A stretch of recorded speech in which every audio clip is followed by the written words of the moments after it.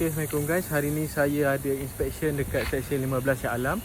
So saya ada satu kedai nak disewakan, betul-betul dekat dengan IDCC Seksyen 15 Shah Alam. Okay guys, jom kita masuk dalam kedai. Kita ceritakan apa kelebihan kedai ni. Okay, kedai ni memang sangat strategik sebab dia berada di Seksyen 15 automobil, yang mana semua orang tahu kat sini adalah perniagaan kenderaan sangat laku dan juga kedai runcit untuk warga asing. Okay, jadi kat sini korang boleh tengok platform metal dah disiapkan oleh penyewa sebelum ni. Jadi korang boleh tengok sebenarnya kedai ni dah ada dua jenis perniagaan lah. Pertama sekali kenderaan punya perniagaan, yang kedua kedai runcit ataupun minimart. Sebab tu kalau korang tengok kat belakang tu ada macam tabletop untuk basuh ayam ke apa. Okay, ini adalah office. Office ni dah siap dengan satu aircon lah kat atas.